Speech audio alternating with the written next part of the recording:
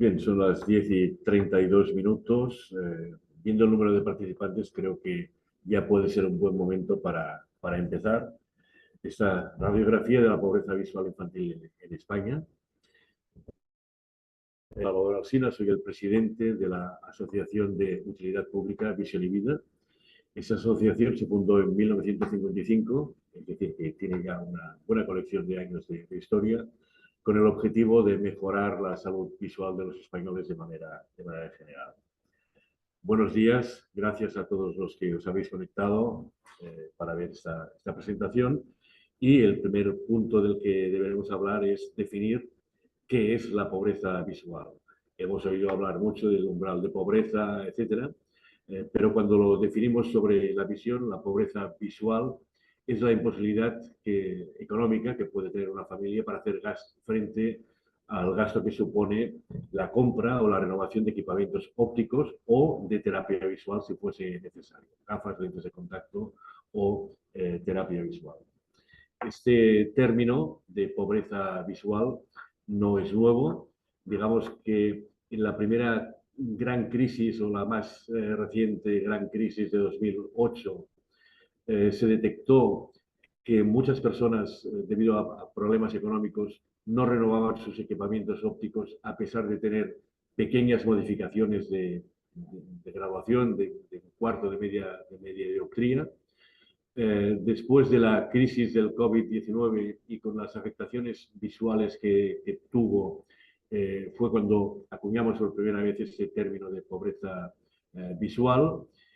Hicimos un estudio y ahora haremos una comparativa de datos, y ahora en 2024, con datos cerrados en 2023, nos actualizaremos y veremos un poco si la situación ha mejorado o ha empeorado respecto a cómo estábamos en 2021. La mejor manera de comprobarlos pues, es iniciar viendo datos.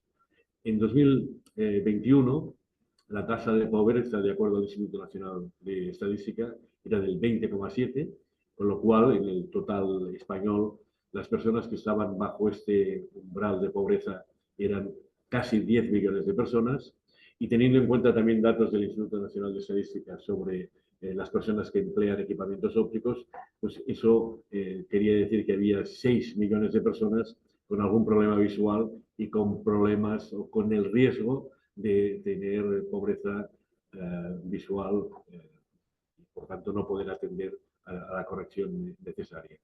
Si lo analizamos por comunidades y ciudades autónomas, hemos visto que en el caso de Ceuta suele ser el peor, y digamos que varía, depende de la comunidad autónoma, de acuerdo a los datos del Instituto Nacional de Estadística, porque la situación socioeconómica de cada comunidad, de cada punto, puede ser diferente. Esto es en cuanto a los adultos, que sus requerimientos de equipamientos ópticos suelen ser mayores por problemas como la presbicia, lo que se conoce como vista cansada, etc. Si lo vemos en cuanto a niños, en el año 2021 tenemos aquí una tabla que luego podréis analizar conectándolos a nuestra página web o con los datos que enviaremos como información. Analizamos el número de menores de 18 años, el porcentaje de pobreza infantil y teniendo en cuenta la tasa de problemas visuales que hemos estudiado desde Visión y Vida con nuestros estudios Ver para Aprender que hemos hecho a lo largo de varios años, calculamos cuál es el número de niños y niñas con algún problema visual y que están en situación de pobreza visual infantil, el número de niños y qué porcentaje representa. Igualmente, en este caso, la ciudad autónoma de Ceuta es la que está en peor situación, y luego comunidades autónomas como Aragón, como el País Vasco, etcétera, pues están por debajo de la media. Como podéis ver, la media es del 8,59%. Si seguimos adelante con los datos, os explicamos un poco cuál es la metodología, aunque ya la he avanzado. Vemos cuál es el número total de menores que residen en España por comunidades autónomas. Este dato nos lo da el Instituto Nacional de Estadística. Se aplica un porcentaje de menores en situación de pobreza. Estos datos los extraemos de datos del Centro de Investigación ISEAC de Bilbao, que está especializado en diagnóstico de problemas sociales Si entráis en su página web veréis que han estudiado diferentes situaciones sociales y qué influencia tienen. Y cruzando estos datos, pues obtenemos el número de menores que están en situación de pobreza y luego que están en situación de pobreza infantil. La media nacional de menores en riesgo de pobreza es del 27,10% y el cálculo de la tasa de pobreza visual, según el INE, en personas adultas, las que tienen algún problema visual, es del 62,94%, y el de los menores, como he dicho antes, de acuerdo a los estudios que hemos realizado a lo largo de los últimos años, es del 31%. Cruzando estos datos obtenemos los datos que hemos presentado antes y los que veremos ahora correspondientes al último estudio, y veremos si hemos mejorado o hemos empeorado respecto a la situación anterior. Entonces, comparando primero de todo el caso de adultos, cuál es la prevalencia hoy entre adultos, e igualmente por comunidades autónomas, atendiendo a la población de acuerdo al INE a 1 de enero de 2023, teniendo en cuenta que el 62,24% necesitan equipamientos ópticos, también de acuerdo al INE, teniendo en cuenta la tasa de pobreza por comunidades autónomas, vemos cuál es el número de personas con pobreza visual, que en promedio es el 12,7%. Luego veremos en la comparativa que es ligeramente mejor de donde veníamos. De alguna manera, las acciones que se han hecho y una cierta mejora de la situación económica después de la pandemia han llevado a esta ligera mejora. Si esto lo vemos también en el caso de niños, hacemos el mismo estudio, los menores de 18 años de acuerdo a datos del INE, los datos de pobreza infantil de acuerdo a los estudios del Centro de Investigación ISEAC, y con ello vemos el número de niños en situación de pobreza, la tasa media de problemas visuales, de la misma manera que hemos analizado antes, el número de niños que representa y el porcentaje de pobreza visual infantil que representa, que en este caso es del 8,4%. Con esto podemos hacer una comparativa que veremos en la siguiente slide, el resumen de datos. Veamos en 2021 la pobreza de manera global, el umbral de pobreza y los que estaban por debajo eran el 20,7% de la población. En 2023, a cierre de 2023, era el 20,2%, por tanto ha habido una cierta mejora de esta situación. Y en cuanto a menores, de 27,7 a 27,1 también ha habido una cierta mejora en esta situación. Estamos muy lejos de la situación ideal, que esta mejora que nadie piense que es para celebrarlo, porque aún hay un porcentaje altísimo de personas que están por debajo del umbral de la pobreza. Si lo analizamos como pobreza visual, en 2021 estábamos en el 12,9 en toda la población y en el 8,59 en el caso de menores, y en 2023, a finales de 2023, era el 12,7 y el 8,4, es decir, también una ligera mejora. Si lo vemos en números, que quizás es la mejor manera de ser conscientes de qué representa esto, vemos que en 2021, centrándonos ahora en los niños, el número de menores era de 761.157 y actualmente es de 721.497. Es decir, el 8,4% puede parecer un valor pequeño, pero 721.497 niños y niñas con situación de pobreza visual, evidentemente es algo que hay que tener en cuenta. Si comparamos también la situación entre mayores de edad y menores, vemos que la situación de pobreza visual infantil es ligeramente inferior a la de la población en general, lo cual, como he dicho antes, tiene su cierta explicación debido a que en personas adultas, a partir de 40, 45, 50 años, aparece el problema de la vista cansada, la presbicia. En personas mayores hay otros tipos de problemática visual que en los niños no ocurre, por tanto tiene toda la lógica que la pobreza visual infantil esté por debajo del nivel de la pobreza visual de la población en general. Pero no por eso es menos importante, y es, como también veremos en la próxima parte de la presentación, la importancia que esto puede tener en su desarrollo. Una manera gráfica de ver qué es lo que esto representa, pues es este mapa de España por comunidades autónomas, en el que hemos marcado aquellos que están más o menos por debajo de la media, aquellos que están alrededor de la media o un poco por encima y los que están por encima de la media. Podéis ver que Navarra, Asturias, Ceuta y Melilla y Baleares son las comunidades autónomas o ciudades autónomas en peor situación, mientras que Galicia, Castilla, Madrid, Extremadura, Castilla-La Mancha y Murcia, las que están en mejor situación. Andalucía, Aragón, Cataluña y Comunidad Valenciana se mantendrían en el término medio. Esta distribución tiene también toda su lógica de acuerdo a los datos de pobreza, de acuerdo a los datos de población, de acuerdo a los datos de población infantil, pero es una imagen clara de cómo se distribuye esta pobreza visual infantil en nuestro país.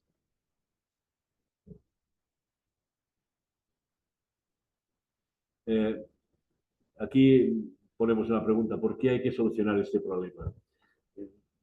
En el caso de la pobreza visual infantil, yo creo que es evidente, prácticamente no haría falta explicarlo.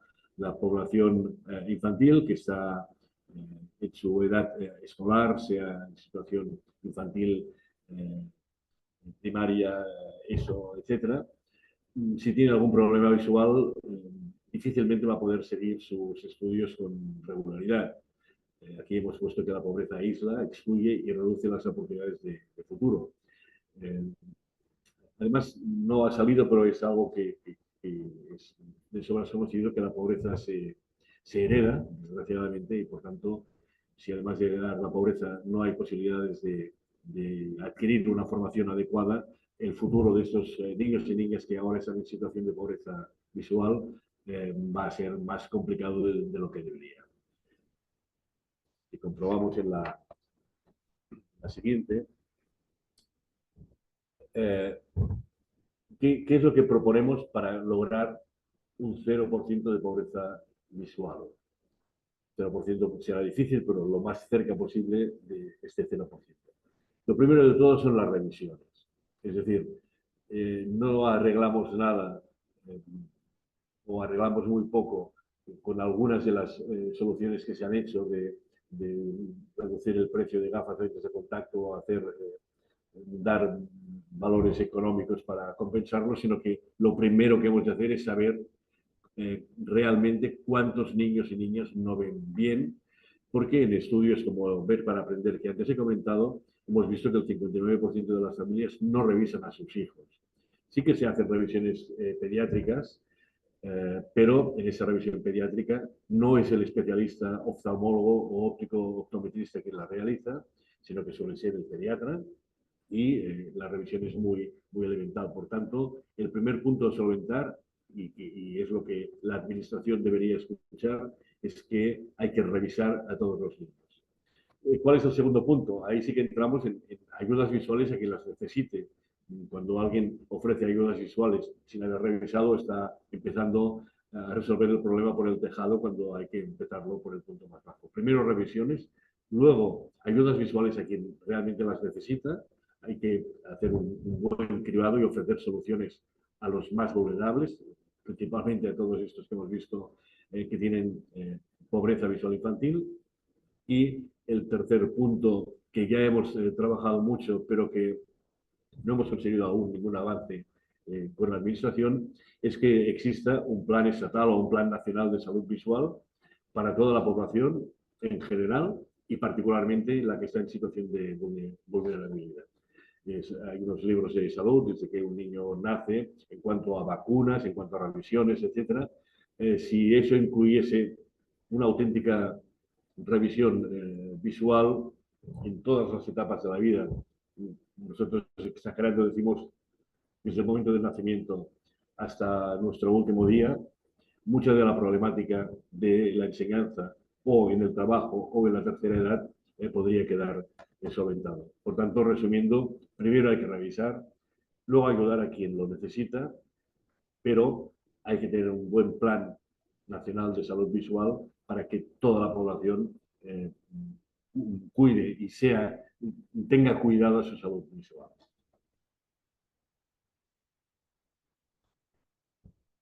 ¿Qué implicaciones tiene la existencia de pobreza visual infantil? Eso ya lo he explicado. La visión es imprescindible para el desarrollo del menor, no solo en la enseñanza, sino para compartir juegos con sus amigos, para ir en bicicleta, para todas aquellas cosas que uno espera que los niños y las niñas hagan y puedan hacer. Si no hay recursos económicos, la visión deja de ser una prioridad, la visión no duele y deja de ser una prioridad. Si además a los niños no se les revisa, en las familias casi el 60% no tienen en cuenta estas revisiones visuales, pues puede hacer eso, que en muchos casos sea el propio menor quien detecta el problema visual. Si lo detecta porque el niño no sabe, muchos niños, esto en experiencia profesional lo hemos visto muchas veces, muchos niños no saben que se puede ver bien o que se puede ver mejor de lo que están viendo. Y eso se detecta en revisiones. ¿Cuántos niños han dicho, al llevar unas gafas o lentes de contacto, no sabía que podía verse tan bien? Y después hay que tener en cuenta, eso también lo hemos demostrado en nuestros estudios de visión y vida, que 1 de cada 3 casos de fracaso escolar está relacionado con un problema de visión. Por tanto, esto es lo que más destacamos. Esperamos que os haya, como mínimo, que os haya llamado la atención y que haya creado en vuestro interior un interés por este tema y por resolverlo principalmente. Os doy las gracias a todos los que os habéis conectado, pero quiero hacer un énfasis especial dando las gracias a Correos Express, que es nuestro principal patrocinador, y que gracias a él, pues muchos de estos estudios podemos tirarlos adelante, y evidentemente también a todos nuestros socios, a los socios de la Asociación de Utilidad Pública Visión y Vida, porque son los que nos permiten también realizar esos estudios con el objetivo de mejorar la salud visual de los españoles de manera general. Abrimos ahora un turno de preguntas. Podéis hacer estas preguntas a través del chat. Os comento primero de todo que si hay algún medio que no se haya inscrito, que lo haga, porque así recibiréis en formato electrónico el estudio completo, no solo esta presentación, sino el estudio completo. Y aquellos que se hayan conectado, que no sean prensa, sino que sean profesionales del sector, que en la página web visionevida.org podéis encontrar este estudio y otros y poder bajarlos o poder consultarlos de la manera que creáis conveniente. Por lo tanto, como decía, abrimos el turno de preguntas y esperamos, si hay alguna pregunta, que el equipo técnico traspase para poder responderla. Vale, estamos empezando a recibirlas, ¿vale? Ahora las voy leyendo. Isabel García del Portal de Infancia nos va a preguntar algo.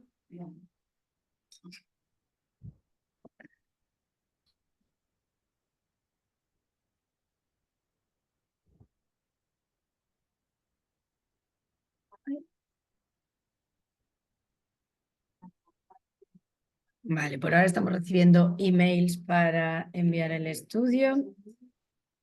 Vale, a ver. Vale, tenemos de Canarias 7, nos llega una pregunta que nos dice: en mayo Mónica García anunció que la Seguridad Social iba a financiar lentillas y gafas. ¿Se ha concretado algo de este proyecto, Salvador? Que nosotros sepamos, todavía no. Además, como no estaba en el presupuesto de 2024, seguro que este año, que además se está terminando, no será. Y veremos en los presupuestos de 2025 de qué manera será. Es evidente que hay un cierto caldo de cultivo adecuado para que se produzca esto. De hecho, es algo que hemos pedido desde la Asociación Visión y Vida en repetidas ocasiones. Antes os comentaba el Plan Nacional de Salud Visual. Hemos conseguido, creo que son 3 veces, que se hiciese una proposición no de ley para que se crease este Plan Nacional de Salud Visual. Hemos visto en Madrid, por ejemplo, que ya se están haciendo unas ayudas para equipamientos ópticos, en Valencia, si no recuerdo mal también, en alguna otra población que ahora no, o en alguna otra comunidad que ahora no recuerdo. Claro, estaría bien, pero ni conocemos, o sea, sabemos que hay la intención, pero ni conocemos de qué manera será y a partir de cuándo será. Perfecto. Isabel García, que perdón que antes lo tenía del Portal de Infancia, nos lanza una reflexión, ¿vale? Una reflexión. Las familias maltratan y el Ministerio de Sanidad maltrata. Alguien se tendrá que responsabilizar, ¿no? ¿Cuál es la postura de la ministra de Infancia? Bueno, en cuanto maltrato, no entiendo ese término de maltrato. Lo que hay probablemente es un cierto grado de ignorancia por parte de las familias en cuanto a la importancia de la visión y por parte de la administración es un punto en el que, aunque otros países de nuestro entorno le han prestado más atención, pues en nuestro país se está empezando a prestar atención ahora. Yo creo que no es momento de pedir responsabilidades, sino momento de pedir acciones positivas que nos permitan mejorar esta situación lo más pronto posible, con la máxima rapidez posible y conseguir que no haya pobreza visual infantil. No ha salido en la presentación, pero lo que sí tenemos claro es que aquellos casos más dramáticos, digamos, sí que servicios sociales los atiende, sus necesidades de todo tipo, incluidas las necesidades visuales. La problemática principal está en aquellas familias que están en situación un poco por debajo del umbral de pobreza, que digamos que diariamente pueden atender a sus necesidades más o menos, con mayores o menores dificultades, pero que cuando se presenta un gasto de compra de gafas, lentes de contacto o de terapia visual, no tienen los recursos o les estropea absolutamente su economía. Ese es el punto en el que deberíamos incidir. Evidentemente, cualquier tipo de ayuda en equipamientos visuales consideramos que ha de ir dirigida sobre todo a aquellos que más lo necesiten y a aquellos que tengan menos recursos. Pero yo creo que no es cuestión de ver responsabilidades, sino de mirar hacia adelante y ver posibles soluciones positivas y que puedan reducir este problema en el menor tiempo posible. Gracias, Salvador. Siguiente pregunta. Remedios Cano, de Radio Nacional de España, nos cuenta: quería incidir en un dato del mapa. En cuanto a comunidades, las que están en color verde están por encima del riesgo de pobreza visual, es decir, no tienen ese riesgo. Creo que si quieres paso para atrás para que lo expliques bien. Sí, pone el mapa, pero digamos el color no quiere decir que no haya riesgo, sino que implica que hay menos número de menores en situación de pobreza visual. El riesgo habría que individualizarlo. Cada niño o cada niña en situación de pobreza visual infantil está corriendo el riesgo de no avanzar en sus estudios, de no tener una vida, digamos, no socializar lo suficiente con sus amigos, etcétera. El hecho de que en una comunidad sea el 9,3 o en otra el 7,8 tiene la importancia que tengan los números. Pero detrás de ese porcentaje hay un número de niños que antes hemos visto, individualizados, que cada uno de ellos tiene un problema que hemos de ayudar a resolver. Exacto, es justo la prevalencia, ese porcentaje, pero todos están en situación de pobreza. Vale, Salvador, Francisco, de Optimoda. ¿Tienes datos de los países de nuestro entorno en el tema de pobreza visual? ¿Está España mejor o peor que el resto?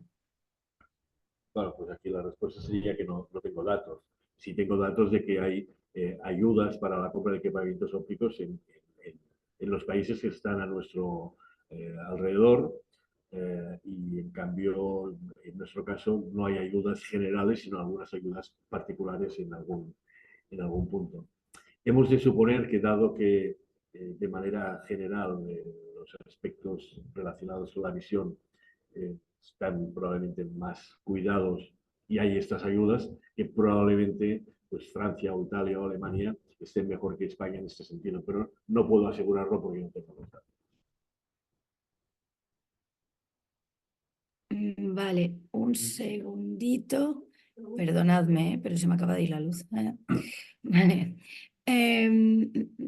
Perdón. Elena, porfa, puedes leer las preguntas que no os puedo leer. Perdón. Perdonad, se acaba de ir la luz porque las cosas siempre salen así. Sí. Vale, tenemos Francisco Almena de Optimoda. ¿Tienen datos de los países? Es esta. Sí, esta es la que acabamos de hacer ahora. Vale, pues esa sería la última. El resto que estáis preguntando sobre enviar el estudio, os lo enviamos a todas las direcciones que tenemos. Y aparte de esto, como he dicho antes, el estudio estará colgado en nuestra página web, que es visionyvida.org, y ahí podréis ver este estudio y los anteriores que hemos realizado, los que he comentado, ver para aprender, estudios sobre la miopía, visión o conducción, etcétera, etcétera. Este es el último y creemos que que tiene una importancia capital para la sociedad en general y para nuestros niños y niñas en particular, pero podéis ver todos los estudios que están colgados en nuestra... Perdón, que acabo de recuperar la luz y con esto la visión. Pido perdón, cosas del directo. Isabel García, de Plataforma de Infancia, nos sigue hablando, ¿vale? Y nos comenta, si la prevención, las revisiones son el reto, ¿quién debería liderar las campañas de educación a favor de la salud visual en niños, niñas y adolescentes? Salvador. Bueno, te he oído recortada, pero intuyo el contenido total de la... ¿Quieres que repita? No, ya, digamos, Vale. ya me hago una idea. Digamos, liderar, para mí, debería ser el Ministerio de Sanidad y las comunidades autónomas que tienen transferido el tema sanitario. Lo que hemos dicho, lo que hace falta es que se hagan revisiones periódicas a todos los niños, de la misma manera que se cuida que tengan las vacunas adecuadas, de la misma manera que en algunas comunidades autónomas se han hecho revisiones bucales, bucodentales de manera general, pues que hay alguna manera para que todos los niños en edad escolar tengan una revisión anual de su visión y que en el caso de que tengan algún tipo de problema, se les detecte algún tipo de problema, se les dirija al especialista adecuado, sea oftalmólogo o óptico optometrista, ya que eso debería liderarlo la administración, ya no solo, también lo hemos dicho, no solo con ayudas económicas, sino que el primer punto, primero hemos de saber quién no ve bien, después hemos de saber quién no tiene medios para corregir su visión y después hemos de establecer qué ayudas les damos para que puedan tenerlo. Y eso, quien debe hacerlo es la administración. Nuestra asociación lo que hace es presentar el problema. Somos una asociación desde un punto de vista económico pequeña y con pocos medios. Presentamos el problema. Lo hemos presentado ante la administración varias veces. Como he dicho antes, hay varias proposiciones no de ley que se han aprobado en el Congreso, pero es un tema evidentemente de la administración, sea la estatal o la autonómica, la que corresponda. Genial, Salvador. Pues con esto sí que ya terminamos todas las preguntas que hasta ahora tenemos. Muy bien, pues entonces, gracias también a los que ya habéis hecho preguntas, porque eso nos ha permitido a lo mejor puntualizar alguna información que no haya quedado suficientemente clara o ampliarla. Reitero las gracias a los que os habéis conectado. Espero que os haya gustado por una parte, pero que os haya removido un poco la conciencia y que en vuestros medios publiquéis esta realidad para que consigamos ponerle remedio. Insisto en el agradecimiento a Correos Express porque es quien nos permite hacer estudios de este tipo y también a nuestros asociados. Y sin nada más, muchas gracias y que tengáis un buen día.